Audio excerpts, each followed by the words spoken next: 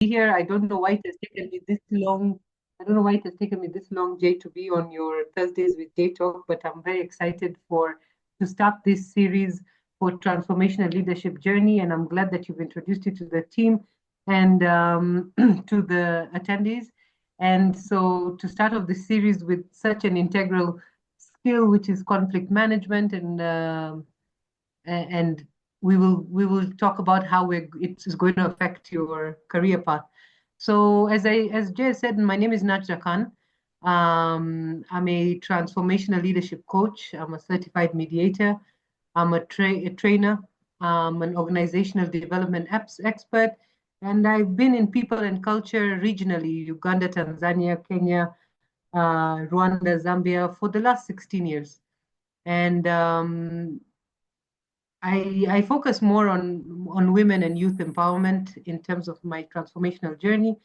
And I also sit on various boards, shaping policies, driving digital education. I'm an award-winning HR leader in Kenya as well. And my focus, like Jay said, is transformational leadership. Any element, I feel like leadership is something that you can be born into, but you can also be taught into. Um, However, the seed has to be planted by yourself. Now, being a leader, we don't understand it. We think that it is just the one sitting right at the top, but no, everyone from the bottom up is a leader, and there's a leader in each and every one of us. And that's why I created the Transformational Leadership Masterclass, of which the discussion we're having today is one of the topics that's covered in there. So that's a bit about me, and I'd really like to interact with you all more. So you can follow or like on connect on LinkedIn, and we can always be in touch. I share a lot of tips on this and more. That's it for me. Jay, can I just start sharing the screen and begin? Sure. The floor is yours. Sure, you can. Thank you. So I hope that you can all see the screen. Let me know when you can, Jay. That would be helpful.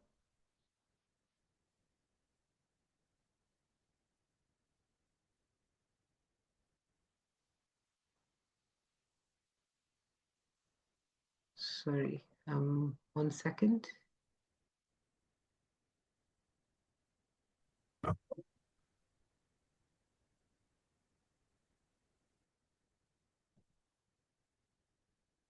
I'm all of a sudden having some sort of an issue. I think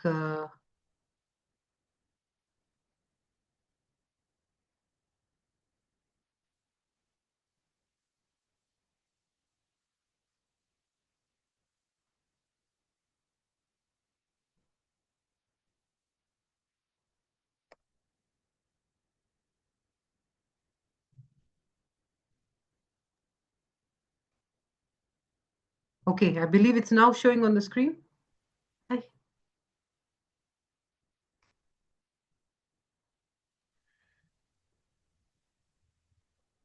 Jay, can you see the screen?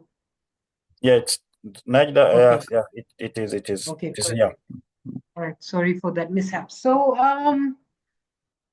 again, hello everyone, and I'm glad that you're here. I'm glad that you're taking out of your time out of your personal space and time to have this discussion with me today. Today we are speaking about navigating workplace conflicts. And have you ever had one of those awkward, tension-filled moments at work? I'm sure for those who are already in the workplace or those who are seeking to get in the workplace, you will definitely be coming across these moments at work where you just didn't see it coming.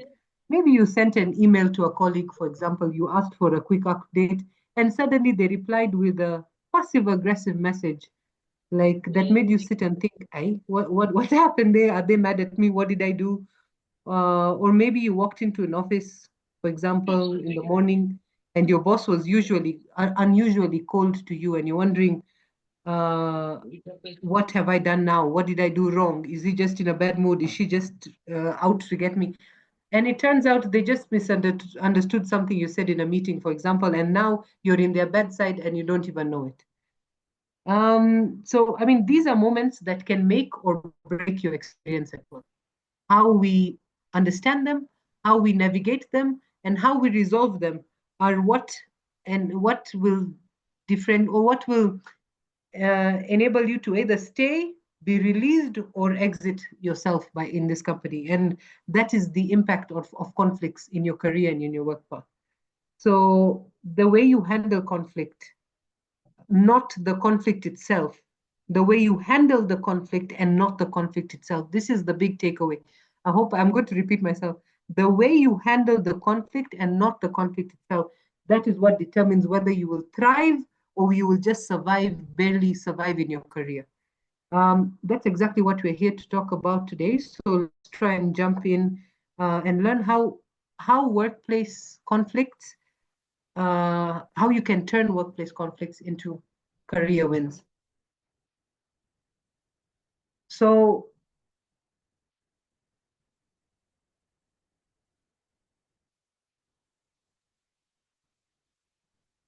this topic is, like I've said, both inevitable. It's inevitable. It's going to happen to you. You can't think that it is not going to happen to me. I am going to be immune to workplace conflicts. No, it's inevitable, and it is essential in any professional journey. So it doesn't mean what your profession is. Any journey that you're on, you are going to be requiring this skill. So, but the place is, the issue here is, don't worry. I know the bigger majority of human beings are scared of conflict. They stay away from them. They sweep it under the rugs. And by the way, at this point, I'm not just talking about workplace. This is also going on in our private lives, with our families, with our better halves. This is what happens. If you are afraid of conflicts, it will work against you. If you embrace conflicts, then they become a learning platform. So don't worry. While conflicts are common, if you have the skill to understand and manage them differently and effectively, that is what transforms now that potential challenges into opportunities. So opportunities for growth, opportunities for innovation. So just in brief, workplace conflict refers to disagreements or disputes between employees. Employees can be you and your peer, you and the askari, you and the boss. Like, it doesn't have a level. It can be between teams, the finance team and the marketing team. If you worked in marketing or finance, you know that you're always at conflict.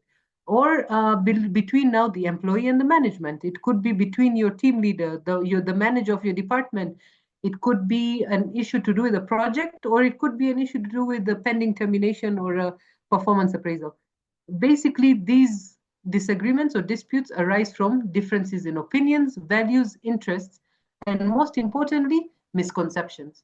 So just because Jay came into the office today and he wasn't smiling, you've already, so many employees, especially the greener ones who haven't had the experience of 10 or 20 years, they don't have the thing, bus. I did something wrong. He's now coming to sack me. Jay just didn't have breakfast that morning. That's how simple it can be. So misconceptions are really huge. Now, if you're looking, like, this is the US alone, I want you to look at don't consider the geographical as much. But according to SHRM, collectively, workers in the US have been researched to find, they found that 202 million acts of incivility per day. Literally, I want you to understand the breadth of that, what it means. Incivility is disagreements or disputes, or just when people are not civil to each other.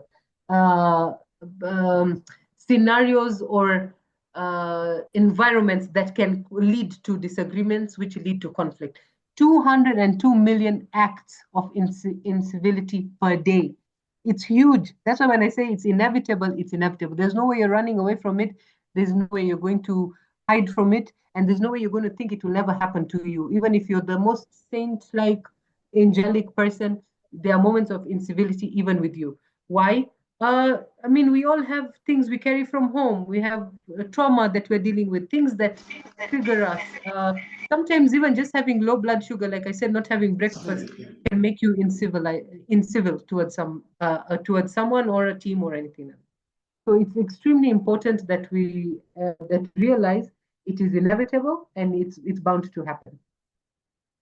Okay, so now let's look very briefly at what are the sources of workplace conflict. This is very important, and I feel like we said, this is what differentiates us and from the leaders and those who need to be led. And like we said, leadership just doesn't mean the president of the Republic of Kenya. It can mean the mama mboga who's selling mbogas at the local market, who has 7 kids at home and is leading a family as well. She's also a leader. It doesn't mean the chair that you hold or that title.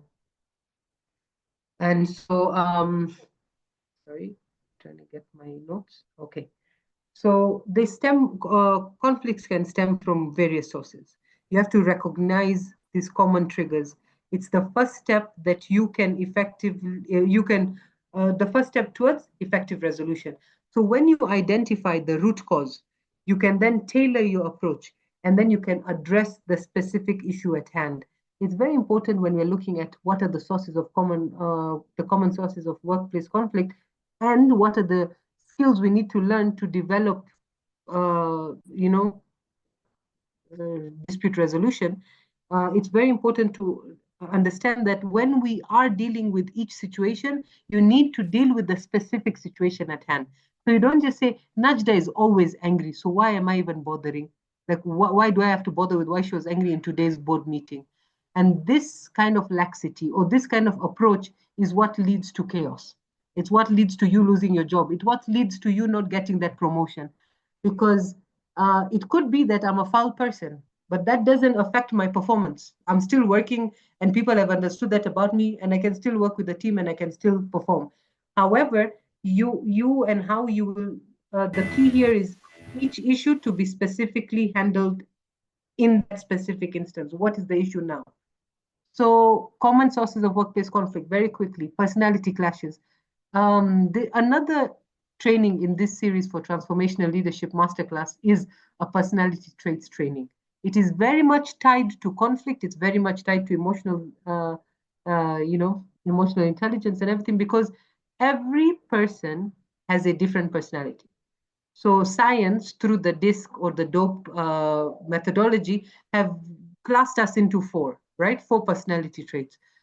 The fact is that personality and character are very different. If we're talking about personality, there's a difference in each person. And this definitely leads to a misunderstanding. So if I'm dealing with a dominant person versus a conscientious person, or dominance would be an eagle, conscientiousness would be a dove. If I'm dealing with this different kind of people, how the dominant person, if that is Jay and the conscientious one is Najda, how I will conceive the same email that Jay has received is 2 different ways. We will see it very differently. And this is where personality clashes. So maybe if Jay is the eagle or the dominant one, he'll come and he'll slam the table and he say, did you see that email? What the hell was this person thinking? And me, the conscientious one, is saying, but did you notice the point number 5 and point number 4? This is actually a very clear, simple cut thing. We didn't look at it the same way. So personality clashes are inevitable, and this is one of the main sources of workplace conflict. Number 2, and also very, very major source, is poor communication. I'm sure right now, I don't know, how many are we? I think we're like 50 plus people in this call alone. We cannot. We are 71. We are 71. 71. Thanks, Jay. We're 71 people here, and I can guarantee you each and every one of us either has poor communication or has struggled with poor communication or has been a victim of poor communication. Misunderstandings or lack of clear communication is what causes all confusion and disputes. Very briefly, I'll tell you, recently I had a conflict, a mediation between a husband and a wife. And I'm telling you, the husband has left the house because there was a conflict. So the wife packed and left the house. The husband went back to the house after a while, gave notice. They were both living in 2 separate houses. It has been 1 year down the line. We've come for mediation, talking about it. And you know what? From the time they had an argument, and it was over something very trivial, by the way, I realized nobody spoke to each other. Nobody said, I felt this way because you did this. And it pissed me off, and I ABCD. No one said, this is what you've been doing. Did you know you've not been doing ABCD? No one had that. And so after a 1 year break, two separate houses, children in between, people had a discussion, and in one session, it was resolved. And let me tell you, 1 year down the line, all that pain and all that financial struggle, communication, they were not communicating. So when I say it's major, it's major. People don't speak about, we don't set boundaries, so we allow bosses or seniors to talk to us the way they do, and this causes resentment, it causes hatred, it causes us to feel, I don't want to be part of this organization anymore, and you exit or you just stop performing, and then you say they're picking on me. Something as small, communication is key. Difference in values. We all know we come from different backgrounds, different communities, different religions, different political standings. So conflict in personal values or ethics would often lead to disagreements. And if you're talking from as an NLP coach, for example, you're taught one thing: no one is wrong in any one situation. You could look at a situation, this person is wrong, even though they have maybe the bloody knife in their hand, and you say this person is wrong because they're the one who stabbed. If you look into the core of it, you'll find different values can lead to conflict because somebody really has been raised this way and believes a certain way. Of course, unfair treatment, we're not going to say just poor communication or personality clashes. Sometimes we can all we can all agree that unfair treatment, favorism, these are very common in workplaces. And even the perception of favorism and or discrimination can foster resentment. So if you're a leader in the making, you seek to be a leader, you have a leader, communicating maybe perceptions of favorism is a way that you can be able to communicate, to be able to avoid workplace conflict. To the leaders, we're saying it's very easy. Again, it's human nature to like one person over another. It's human nature. You'll always walk into the room and be drawn towards one person more than the other. So this can happen in teams as well. So as leaders, you need to constantly be reminded that there is favoritism and that discrimination can foster resentment. So you need to keep yourself in check. And the last one, also for leaders and leaders in the making, poor management. Normally, when leaders make it to high positions, they feel, I've made it, I don't really need to bother about management and everything else.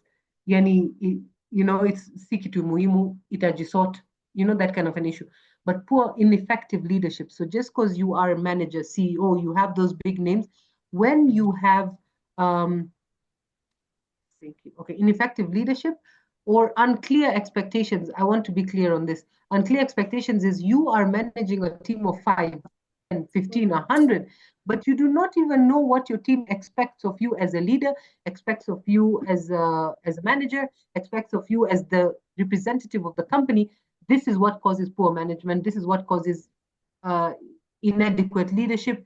And that's where you have it create a cesspool. It's creating a cesspool or a breeding ground for conflict. All right. Now I want to I want to say that can we not have a traditional classroom kind of a session? If you feel at any point in time I'm moving too fast, maybe I need to explain something a bit more. Maybe you just have a scenario that you feel fits what I'm saying. Please feel free to just unmute and just share your thoughts. Let's have an interactive session as much as possible, tafadhali. Real life scenario. So it's something that if you interact with my LinkedIn page, on my carousels, on my featured posts, you'll find a lot of carousels I do on conflict management. One of the main things I do is scenarios. So it's a series called Scenarios, where I just take a scenario and I put it out. And it's all Jane and Alex are my muses. It's what I use. It's always between Jane and Alex. And you'll always find a scenario. I feel like if you can read through these, it's a various scenarios. And sometimes maybe you're going through a scenario that I've already posted about. It can really be able to help guide you understand and deal with it. So Jane and Alex, they're teamworks. They're working on a project, right? And Jane feels, and so there's a big project with a tight deadline. Jane now is a very super organized person. She plans everything to the T. She sets timelines. She wants things done early. She has checklists. Alex ni mwingine, very different. He's more of a last minute genius. So he works better under pressure. He believes great ideas comes when the deadline is close. Surely, please, by a show of hands, we all know an Alex in our life or a Jane in our life. This is a fact. So there's always that last minute person and there's the person who does it by the book. So at first, Jane is patient. Okay, so Jane tries to be patient with Alex, but now this deadline is approaching. She starts to feel like, I'm doing all the work. Like me and Alex were supposed to be on this 50-50, but now I'm doing all the work. And she starts getting frustrated. She stays late, she's double checking everything, and she starts resenting Alex for slacking off. Next thing you know, they're now fighting. People are arguing. Every time there's an argument, Alex, you're useless. Jane, where when I Kimbelemele, everything you want to check off your list, I don't care and I don't want to do it. That's not how I work. Jane is feeling frustrated. She's arguing back. She's saying he's freeloading off her, and at the performance review, he's going to take the credit at everything she's done.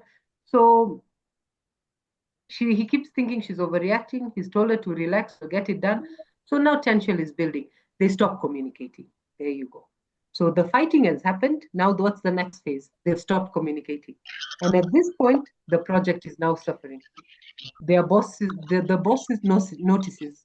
He's noticed people are not communicating. My project is now failing. Now, instead of just a minor disagreement, this was very minor. Agree or not, it happens all the time. You're always coupled with that one person. You feel you're doing more. The other person feels you're pushing too hard. So what happens at this point? It was a very minor disagreement, but it's now turned into a real problem. Real problem, why? Missed deadlines, a stressed out team, two colleagues who no longer trust each other. The project is now suffering. I'm sure this sounds familiar, like I said to many. It happens in almost every workplace. The reason isn't really about the workload. It wasn't about too much work. It's about communication. If Jane and Alex had just sat down early before the project or at the early beginning of the project, they talked about, listen, Alex, this is my working style. Listen, Jane, this is my working style. Okay, let's set clear expectations of each other so that even me, I don't feel like I'm being infringed upon and you don't feel the same. So they talk, they set working styles, they set clear expectations. This entire mess could have been avoided if they miscommunication and a bit of planning from both their sides. They both went into it thinking they know everything, they are aligned, but there was no alignment, especially on personality types and working styles. That's why learning how to handle workplace conflict, it's not just important, it's career changing. Now let's take another scenario. They didn't sit and talk at the beginning of the project. Does that mean that there is no hope? No. At the point where Jane feels Alex is not pulling his weight, Alex feels Jane is pushing him too much. They could even have sat, even if it means it is halfway through the project.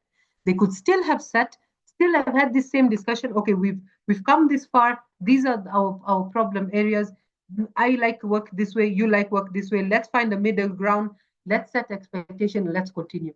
If they did it even midway, if they did it even 3/4 of the way, the fact remains is the communication should be done at the start. If it isn't, doesn't mean the whole project has to burn 1 year later. It can be the real leader, the one with the good conflict resolution skills, is the one who takes up the mantle and realizes we need to sit down and we need to talk.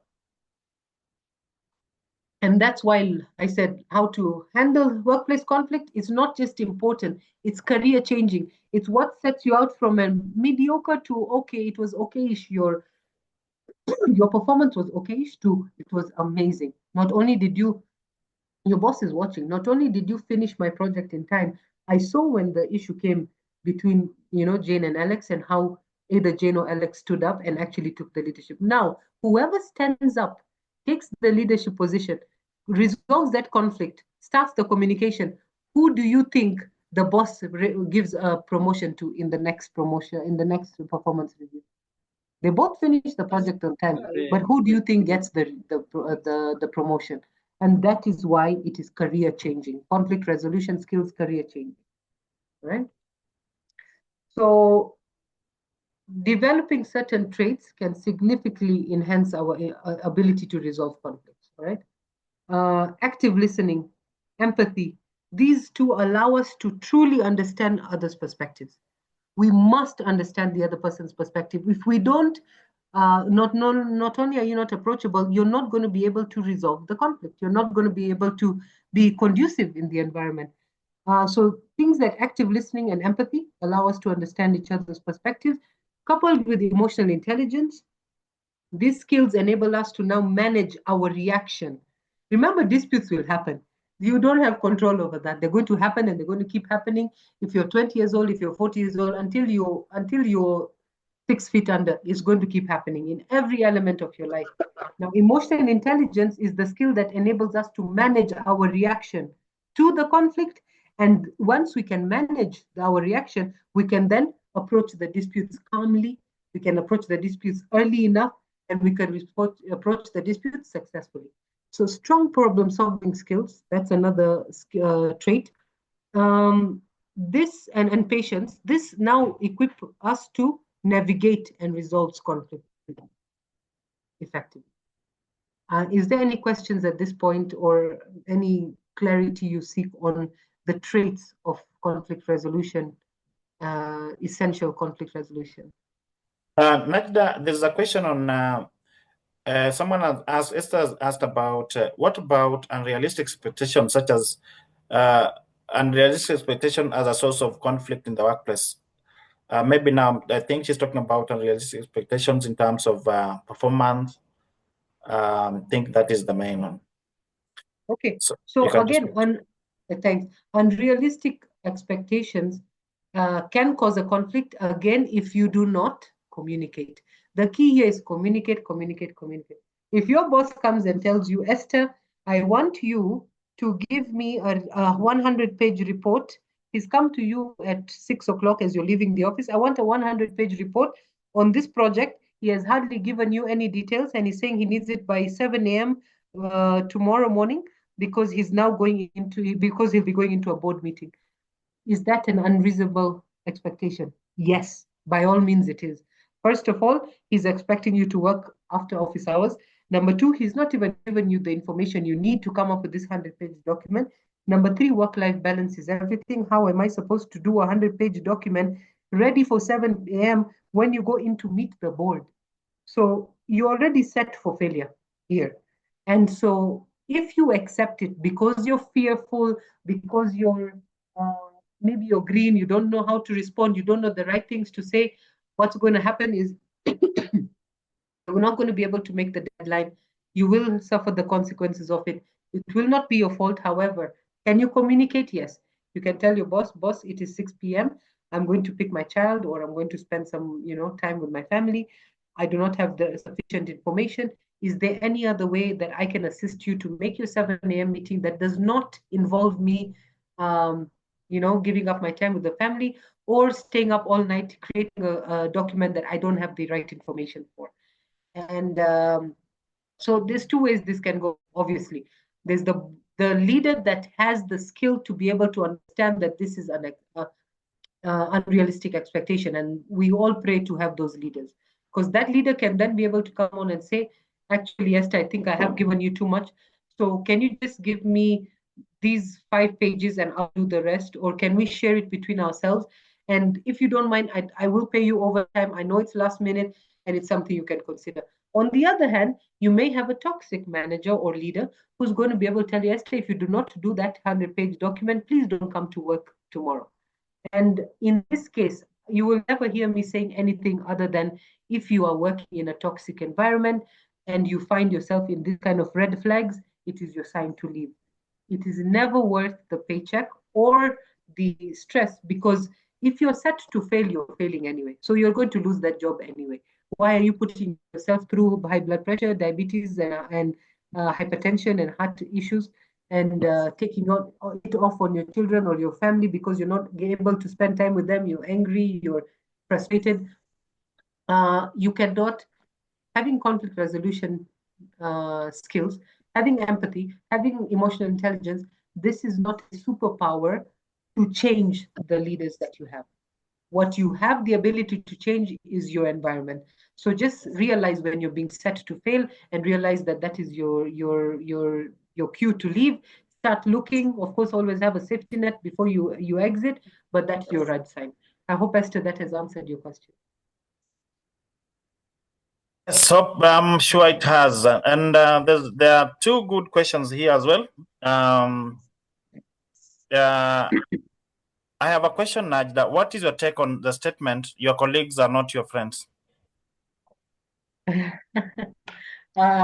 Okay, so it's a double-edged sword. Jay, I don't know who asked that question, because at the end of the day, you actually spend more time with your colleagues at the office than you do with your husband and wife or wife. And that's the biggest truth of the matter. However, I'm also a big uh, ambassador for your colleagues are not your friends. That's the fact of the matter. Your boss, your company is not your family, your colleagues are not your friend. That does not mean that you cannot build meaningful relationships with your colleagues. You can. And those who have, you are blessed. All right. Those who have built meaningful relationships have been able to. Me, I know many people who've gotten engaged and gotten married, and they were working together. So these are meaningful relationships that can come out of workplace friendships. However, when the phrase your colleagues are not your friends comes from when you have to break your back for the colleague, take the extra work, lie for your colleagues, change data for your colleagues, or decide that you are actually going to prioritize your colleagues over sometimes your own performance or your work-life balance. For those who have been retrenched, unfairly terminated from their roles, you will realize, I think I would like to hear from anyone who's been in that situation. Those are the people who will tell you your workmates aren't really your friends, because the one used to wait to eat lunch with every day has not even checked up on you, has not worried about you if you've gotten another job, why the company let go of you, or even stood up and fought for you, because it's not their job to. And that's what makes them a colleague, not a friend. And I hope that, I don't know, these are my sentiments and I really hold strong to them. And I've always told people in teams that while we embrace, fruitful workplace relationships, you cannot prioritize them over performance, over your personal life and stuff like that. So I hope I've answered that question. And whoever asked that question, I hope you've got a response that you were seeking. Thank you so much. Thank you so much, Najda, for that. The other question is from Nyamai, who says that I'm in the engineering sector. What happens when you find yourself working with a boss whose technical know-how in the field is lower than yours and is reluctant of learning from you? Okay, sorry if I got you right. You're saying if you're working in a field in an environment where your boss doesn't want to learn from you, yet you have a skill. Yes, the boss. Your boss has lower skills, technical knowledge in that field, but now the boss does not want to learn from you. Okay, but my question would be: are you required to teach him? Like, is this a requirement from HR? They've said, can you please teach your boss ABCD? Or are you just trying to befriend him and help him learn skills that he doesn't know? In which case, you've already answered your question, because you're saying he doesn't want to learn. I feel like, again, in the line of toxic bosses, that one of them are the ones that okay, so listen, one of the main traits of a leader is continuous learning. And the fact that you can actually learn from your subordinates, that is an enough. No one knows everything, and lessons come from everywhere. They don't just come from the bottom down, they can come from the bottom up. And so the only thing is, I would ask is, why are you seeking to teach him? Is it a requirement that's been placed on you? In which case you need to report back and on the fact that he has refused or he doesn't want to. But most of the time, if I'm correct, and this is probably the way, is because we feel we know something that our boss doesn't know, we feel the need to want to teach them. But that's not enough. Again, you've come to work, you've got a job role, please do your job, do it proudly, shine in your career, do it, go the step beyond. The step beyond can be portray the skills you have, and spread your wings. All that you can do, but don't take up a role that could be detrimental, like telling a boss or trying to show a boss that I can upstep you because I have this technical skill, especially if you don't have a boss who is eager for feedback or to learn from you. I feel like this is not a conflict. This is an avoidable clash that you can avoid. I mean, go to work, do it to the best of your ability, feed your soul with what you're doing, get your paycheck, go home. If you feel that this is a toxic trait that is really affecting you to the level that you feel resentment, then remember we talked about red flags. Find a safety net, hop on to the next job. Seek the leader that you want to work for, the one that will fan your flames.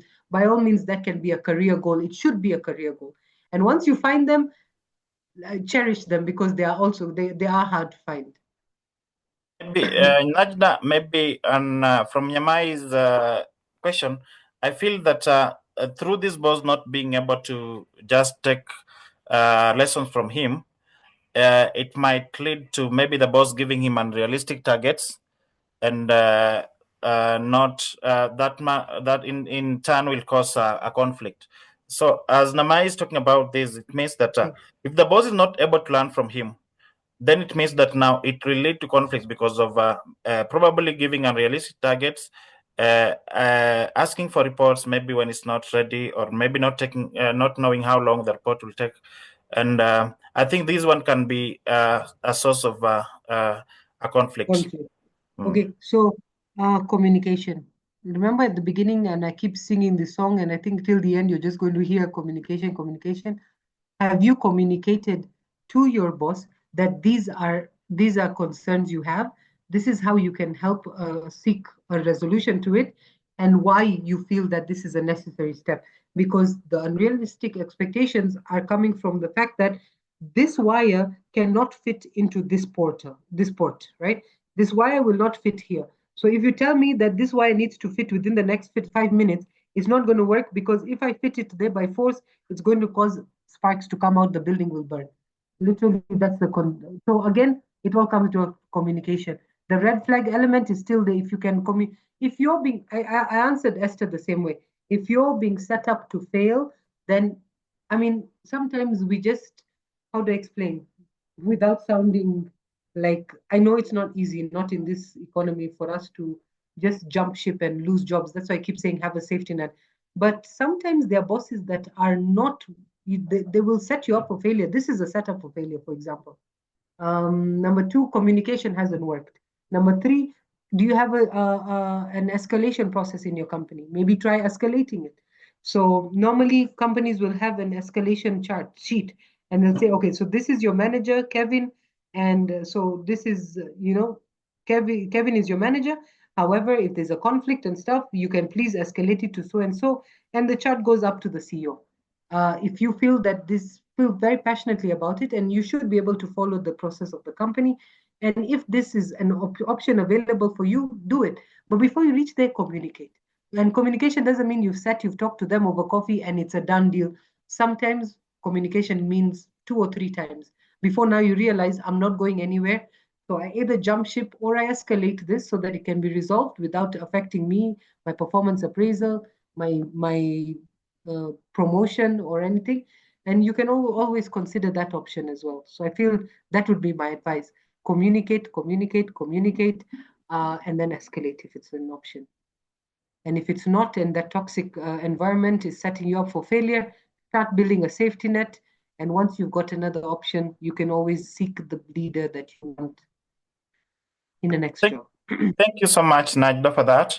Now, Mary says that I have a scenario where I deeply ascribe to some key values in all my choices. Values such as integrity, honesty, fairness. As a result, I hate values like tribalism, corruption, discrimination, and abuse of office. I'm in the public sector, and if I notice my senior are involved in decisions that conflict with these values, I usually withdraw myself and only deal with them on strict formal basis, where it is strictly the assignment at hand. I avoid the space as much as possible. Is this the right way of handling this situation? Thank you. Okay. So, okay. So, Mary, what are you seeking in your job? Are you seeking to grow in your role? Are you seeking promotions? Or are you happy with where you are and that is your career trajectory for the next 5 or 10 years like that? The answers to these questions will be able to guide you on if you're actually doing the right thing or not. I said it earlier that we tend, people who have, and this is very common, so it's majority of the people, who have an issue with communication will always seem to sweep things under the rug. So it sounds to me that maybe you have, you don't like confrontations, and to you, communication might seem like a confrontation. I understand the dynamics of your situation. Working in government organizations is not easy. You're a woman. It might be, it already works against you, especially if there's a sexual connotation, maybe to what is making you possibly uneasy in having this communication.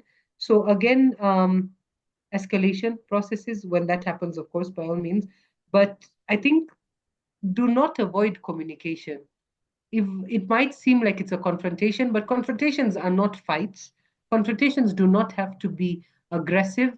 You do not have to have a big fight because you confronted somebody. Confrontations are, dear Mr. X, I feel like we need to sit and have a discussion on our work preferences or our work styles.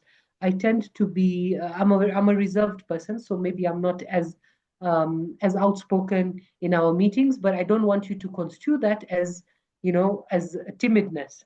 I'm still very much able to perform this and more duties, so I am seeking the promotion option that is available, ABCD. However, I feel that your approaches towards me come in a way that is undermining or that is aggressive.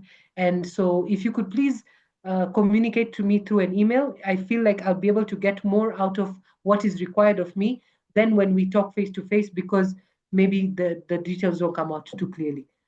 That is a confrontation, but it's done so diplomatically, and it's done in a way that is conducive. It's done in a way that will earn you respect, that will earn you clarity, and that clarity and that communication is what's going to put you up in the running for that promotion. So I feel like Mary just avoiding the situation or avoiding the spaces and just being there when you're needed is doing a bare minimum.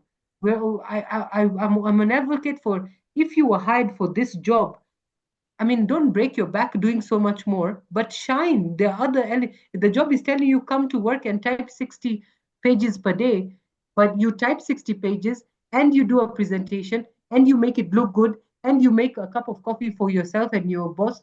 Like, imagine that wasn't in your JD, but you've gone over and beyond. And those are the things that leaders look for when they seek to a replacement or when they seek a promotion. So I feel this would be my advice, and I hope that maybe has answered your question as well. Thank you, Najda, for that. The other question will be on, hey, thank you for the insightful discussion so far. Most organizations have an open door policy that encourages employees to approach executives directly. How would you handle juniors that escalate issues by passing immediate managers? How can managers ensure that the issues are resolved effectively at the appropriate level while maintaining trust and transparency across all levels? Communications. Now, again, I know I'm going to sound like a broken record, but when managers lack in their communication, I think we had it, where was it? Ineffective leadership, unclear expectations. They do not know, if a team does not know what to expect from you, like in this case, that I need to come. Najda needs to go to Jay because Jay is her manager to complain so that Jay can escalate or Jay can handle it at his level. If this expectation is not made clear to Najda, Najda will go surpass Jay and she'll go to Kevin, and Kevin is sitting at a much senior role, and here he has like an open door policy, and now every Tom, Dick, and Harry is coming to Kevin's office. Kevin is not going to be upset with Jay's team. He's going to be upset with Jay. Why? There's a clear lack of leadership because you have not set clear expectations. You have not trained your employees on the company protocol. If there is an escalation sheet chart in the company, do they know this? If they know it, why aren't they following it? Maybe you've not set some, and then there's boundaries. Like I was saying earlier, boundaries doesn't come just from the subordinates. It can also come from the bosses to the other way around. You'd find that in this case, that manager is probably not even having check-in meetings monthly or weekly with the team, depending on the size or the whatever. These meetings are not just about projects. Is everyone doing okay? Is everyone up on their trainings? Have you set for the sexual harassment training that was sent last week? How many of you attended? What did you learn from there? Any other, business that we need to discuss? Is everyone happy? Anyone having any issues with me or the team at large? Please, my door is open for the next one now. Before I get into a meeting, I'd like to hear from you. Sometimes something as simple as that from a leader, it makes his or her team feel like, okay, I can go to my manager with this issue and I don't need to go straight up to Kevin. So I really feel it all comes down to communication. Are you communicating? Are you setting clear expectations? Is your team up to speed with all the policies, all the code of conduct, all the documents that they need to know? Are you doing regular check-ins? Twice a year, even every 6 months? Are you going up to check, guys? Are you aware? Have you done your, check? Have a checklist. Have something like that. I feel like that's probably the way that I would handle it as a manager. Sometimes it just comes down to communication and checking yourself as a leader in terms of, have I clearly communicated expectations and protocol to my team? Jay, Yes, I don't thank know you. if I could ask a question. Yes.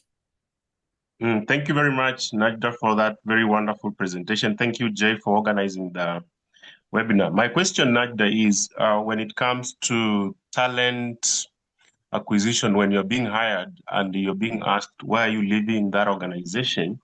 And we know probably you left because there were conflicts between you and probably supervisor, manager, your director, and you asked, why are you leaving that organization?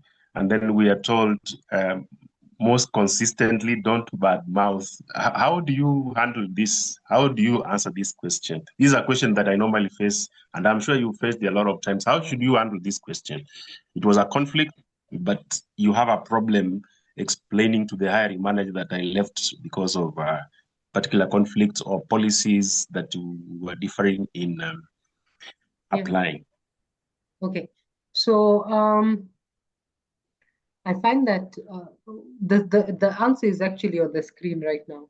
When we talk about emotional intelligence, and I can't wait until we have this topic in this and the personality traits training, which is in the series of the Transformational Leadership Masterclass, because I feel like we say many people feel they understand what emotional intelligence is, but rarely do they grasp it.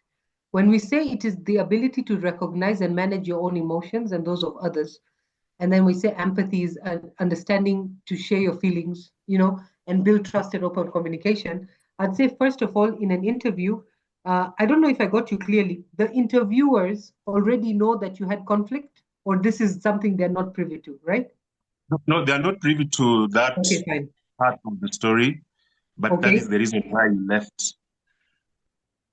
All right. So I feel like if you're going to be able to say, listen,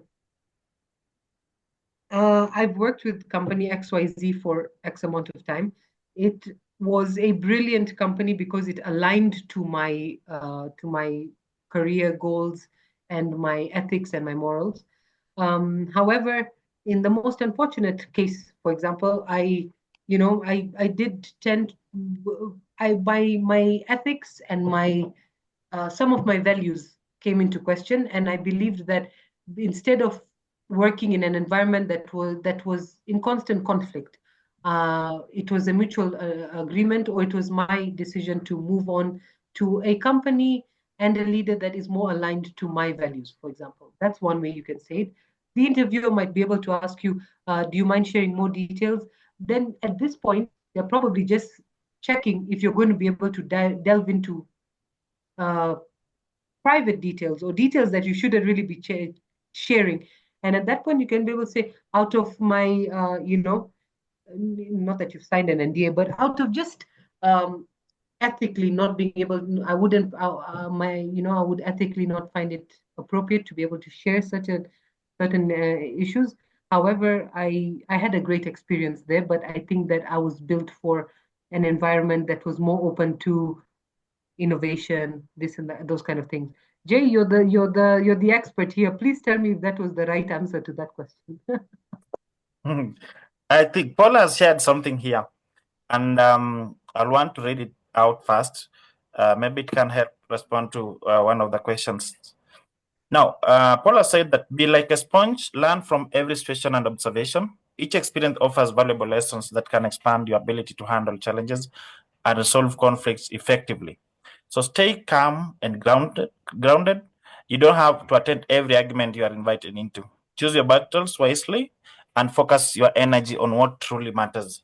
Now, going back to Richard's question about why you left an organization, it might have been because due to conflicts. But as we all know that bad mouthing your former employer or even your former boss is a no in most interviews, and that might paint you negatively. You might not get the job. So there are other reasons that can make you leave an organization, especially if you feel that as much as there's conflict, maybe there was it was a toxic environment. You can't talk about it being toxic environment, but you have better reasons that you can give that made you leave organization A to join organization B.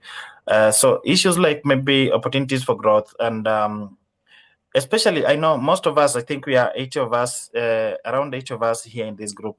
And when you look at the 80 of us, when you look at what you're doing currently and what you studied, you'll find that at least 40% of the people here are in different careers that they didn't study.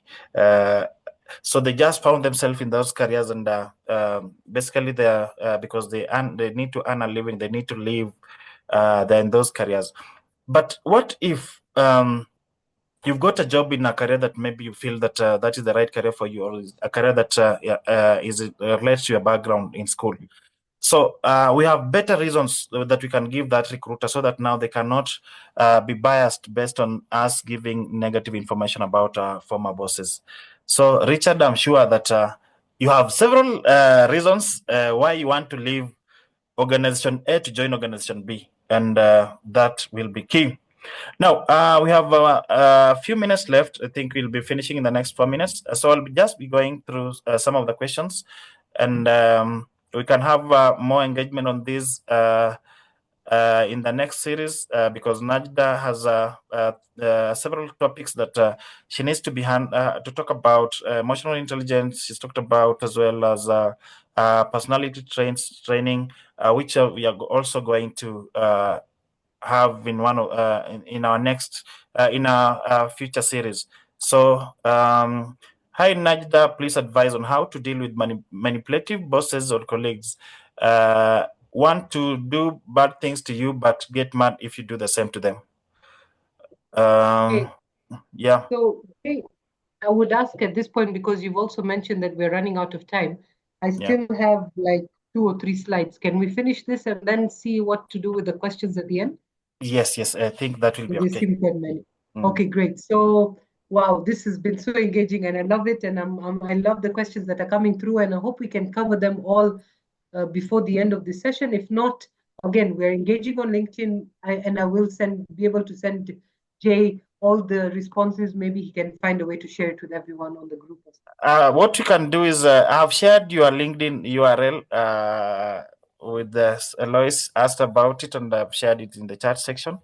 And as well, we can just have those responses done, and we can plan for the next another webinar on the same because I can see it's very engaging, and we might not be able to handle all the questions at this moment. Agreed. Thank you so much. And yeah, I agree. Maybe another session is good for this. Okay, so we've talked about what are the essential traits. We talked about real life scenarios. Now we want to see how do we build on these skills. So training and workshops, for example, like the one we're having right now, I'm sure you can tell from how engaging this topic has been that this session has been, that this topic is critical. We have a lot of questions to ask. We want to talk about it more. Participating in such discussions, trainings or workshops on conflict management is one of the ways that you'll build the skills.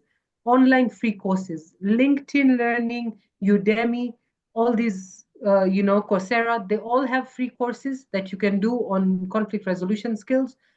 Some of them are charged at $20 or $10, small amounts. So take them if you feel you need to learn more. There are TED Talks about conflict resolution. There are YouTube videos. the means to the content out there is massive. Use it. I think by just the last few slides, you'll understand how important this is to your career. So please don't take it lightly. Read, watch, another one, seek feedback regularly. Please find the way that you can. Teams that address disputes constructively often experience stronger collaboration and trust.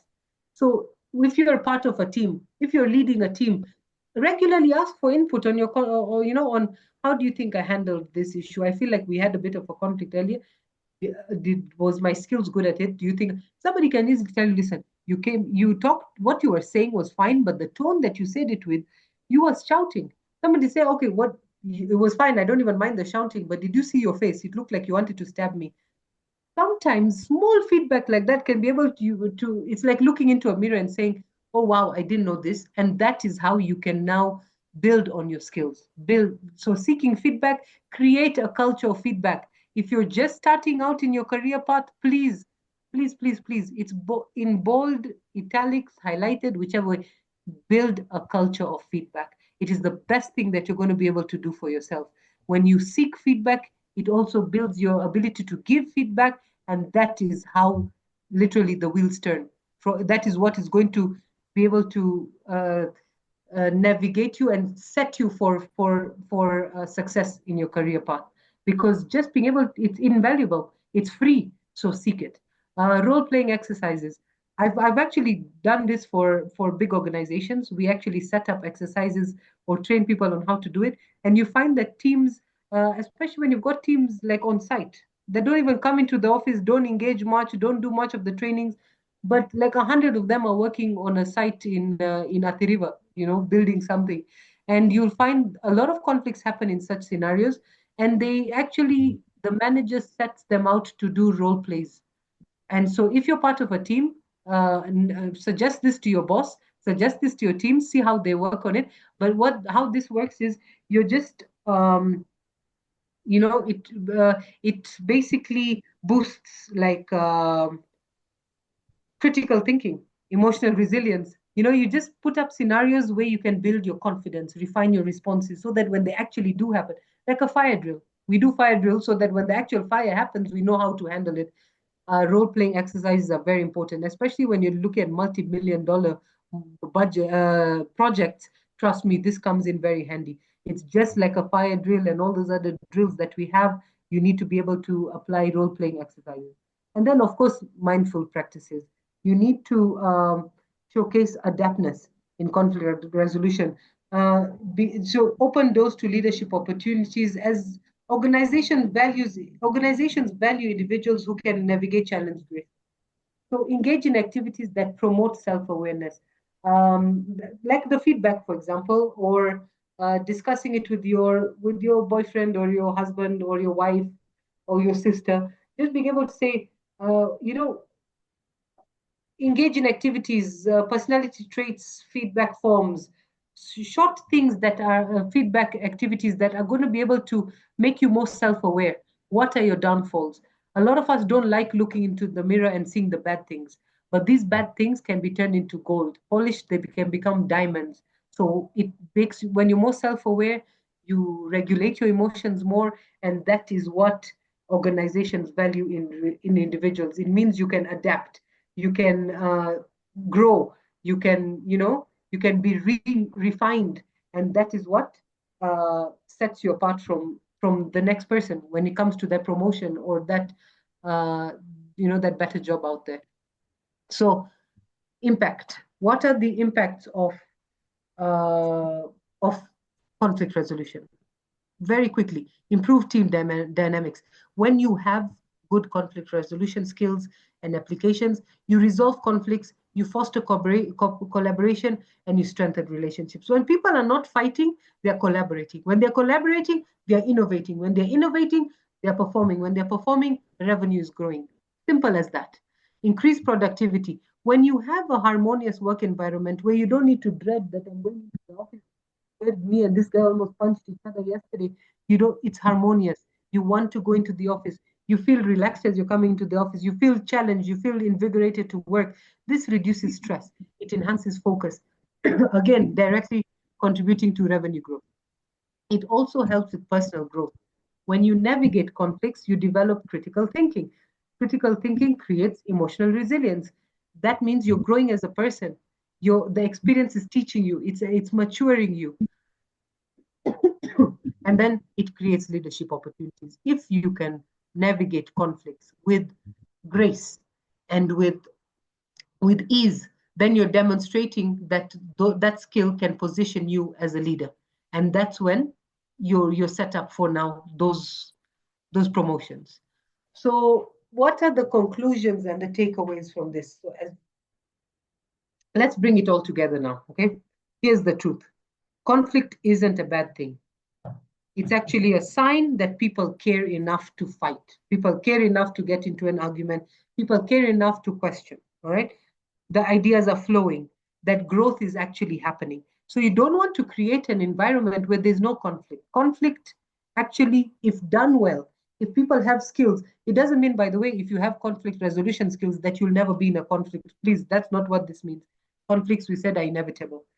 But if they're done in an environment that is conducive, then these conflicts means that ideas are flowing. People are arguing about ideas because they want what's best for the company.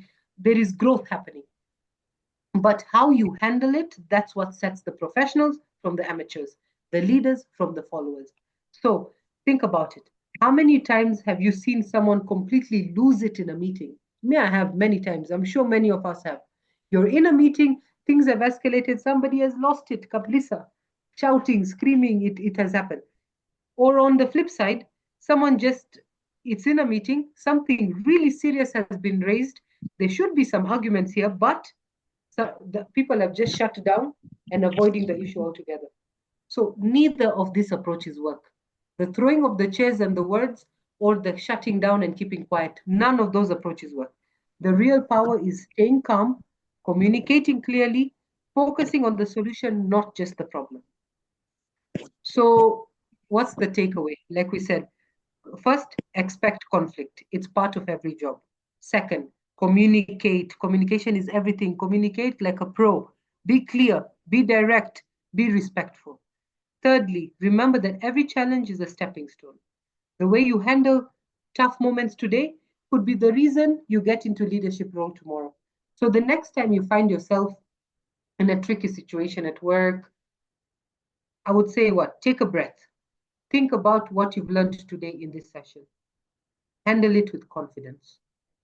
Again, confidence is key. Confidence is how we can communicate. So confidence is a key skill as well. Your future self, your career will thank you for it. If you just take a step back, take a deep breath, think about what you've learned here today, your future self, your career will thank you for it. So I guess that's the end. Now, I mean, let's go out there. Let's turn your workplaces, your work challenges into career wins.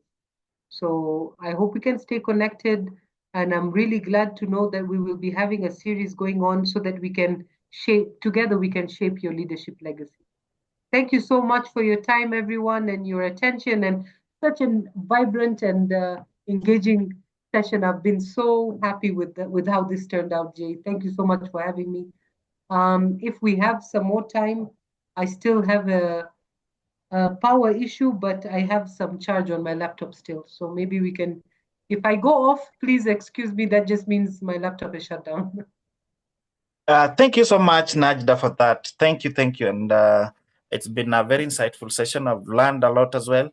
What we can do is let me just rush through the questions. We can respond to the questions, and then in the next 5 minutes, then we can close up. There was the question that had been asked about. Maybe I can read through the questions so that you can have them down, so that you see which questions. There are some questions that maybe need the same answer. So please advise on how to deal with a manipulative boss, colleagues. They want to do bad things to you, but get mad when you do the same to them. That is the first question. And I think I've seen this one has been it has been reacted severally. So it means it is a question that it has been asked on behalf of several people. I have personally worked with such a manager, and it wasn't easy for me. It happened that we had a redundancy, and the manager had to leave, and it ended up in court. I was doing their work, and that's why they were declared redundant. This is tough. Najda, I hope you are jotting that down. Yeah. And then another question is on what if escalation doesn't work? My HR actively avoiding me because I requested to speak to her about my boss. He messed up at a management meeting and pinned it on me. Just wanted to clarify that it was not my mistake. It is frustrating because of the backlash that I'm getting from staff in other departments. I think Najda, that one as well. Hello, Jay. Kindly share the link. I think I'll be sharing that link as well. Hope you'll share the recording. The recording's there. I'll be sharing it shortly. In less than an hour, I'll have uploaded it on our YouTube channel. I shared the YouTube channel link up there, so I'll be resharing it again. Thanks, Jay, for organizing this. You are most welcome, Nancy. How can you deal with a boss who always shift blame to juniors after advising you to do the job their way? And you might end up writing a report. What happens, especially when something goes wrong, but takes credit when it's successful, like Anaruka, Kipetero, Kiesu, but deep inside, he or she advises you to do that way. Great insights. Daktari mwenyewe, thank you so much, Daktari. There's need to have internal mediators in the workplace. I think that is also very key. Najda, you can respond to a few questions that I've raised, and as we work on the channel as well. Okay, so let me try. I was trying to take notes as we are writing, as you're going. I hope I captured most of them, if not all. If not all, I'll just the first one was about, I think, the manipulative boss or colleague, something like that. So honestly, set clear boundaries. We've talked about this. Communicate on your boundaries, document everything. Many people don't do this. And this is the main issue. When you even go to HR, you don't have proof. Oh, he said, she said. Document everything. When we talked about the scenario about Alex and Jane, when they sat down to talk about their work styles and to create a conducive work plan, maybe I should have mentioned that should be done in writing. Because tomorrow, if Alex says Jane messed up and goes and defends himself, and Jane maybe is not as vocal, so she doesn't, she's going to easily be able to show the email that they did, how they agreed on certain tasks, and how the tasks never ended up. So when you said document everything, is document the journey. So if it's a project, for example, it's a project that you're both doing, you've agreed on the tasks, you've put timelines, keep that communication going either on a live sheet or on the email. When you document everything. So if they get mad when you hold them to the same standard, you have to stay professional. You have to focus on the facts. You then escalate if necessary. Now, on this point, we know many of us don't do that. We give it as we get it.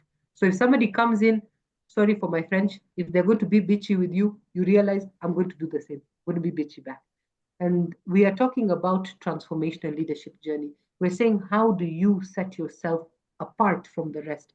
It's not reciprocating the energy that you're getting, but actually keeping it professional. Focus on the facts. And then if it's not working, that communication you've had once, twice is not working. I said this before, escalate. You must escalate. And when you're escalating at this point, because you've got everything documented, it's very easy to say, here it is. So keep records of actions, seek HR or hire management intervention. I guess, especially if it affects your work or your well-being. And this is why organizational development and building company cultures is so important, because if it is the company culture not to respond to escalated matters or to sweep aside issues like this as trivial or not important, then you have to be able to realize, is this the culture I want to work in? I know I've said that a lot, and I know it sounds much easier than you said than done, but honestly, I would say that how much can you complain if you have stayed there long enough to realize this is a culture? I cannot change the culture single-handedly. I have tried to do everything by the book. I've escalated, I've kept records. it's not changing. So then you need to realize red flag, safety net, jump ship. This is how it has to come to the end of the day. I don't think I got the redundancy one very clearly.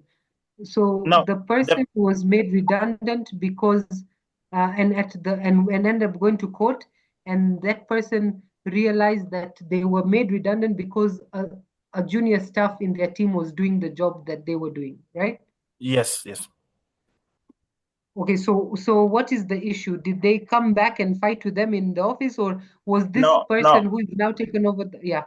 I think he was just giving a scenario where now he's been working with a boss who was toxic, and now this boss felt that he was the reason why they were declared redundant because he was doing the job, and that ended in the court. I've seen someone also talk about now there's a question about HRs, and sometimes the work of HRs that sometimes it's on the line, and people feel that the HR is most people feel that the HR are on the side of the company. And I think this one should be another topic. So Kevin says that it's always shameful to realize that most HRs protect the employers, but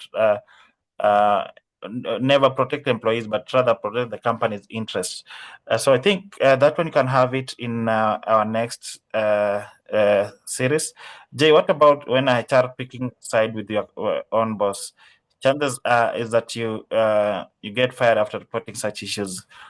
I think Najdan, about the HR and the issues we have here, I think companies should have clear policies on how issues should be handled, and even the reporting structure on how you can escalate your issue or who, if you don't handle it with the HR and you feel that the HR is not doing the right thing, maybe they should have an open door policy whereby now, if you feel unsatisfied with your HR or your boss, immediate boss, then you can have it handled with the higher management, preferably maybe the CEO. If it's someone that allows an open door policy, or even the directors. So I think it depends with the company's policies, and sometimes how company A operates is not the same way company B operates. Up to that point, Najda, I feel other engagement, we can have it in our next session. We'll be having a different session this next Thursday, and then we can hook you up in the subsequent in March because this next Thursday will be the last Thursday for this month. So we can have, I think, will it be even? I think it will be on fast. So this has been the last Thursday for this month. So, no, sorry, next Thursday will be the last Thursday. So what you can do, we can have another session in March and just handling, continuing from where we'll have left today. Will that be okay? I agree. Yeah, that will be okay. I'd just like to say everyone who's attended this session, it will be imperative to attend the next one because a lot of the questions that you're asking are tied to personality traits, are tied to emotional intelligence, are tied to, and these are all other topics in the series. So as much as we've done conflict resolution, and yes, it has provided significant skill, development on this topic, but these are all interlinked. So to make it easier for you to grasp the bigger picture, it would be good for you to attend the entire series. That way, at the end of it, I'm sure a lot of the questions that you're asking now you will have answers to. So that would be my last parting words. Thank you so much again for having me, Jay, and for all of you guys for being here and being so amazing in terms of your responses and your engagement. I really do appreciate it. Thank you so much. You are most welcome, and thank you again.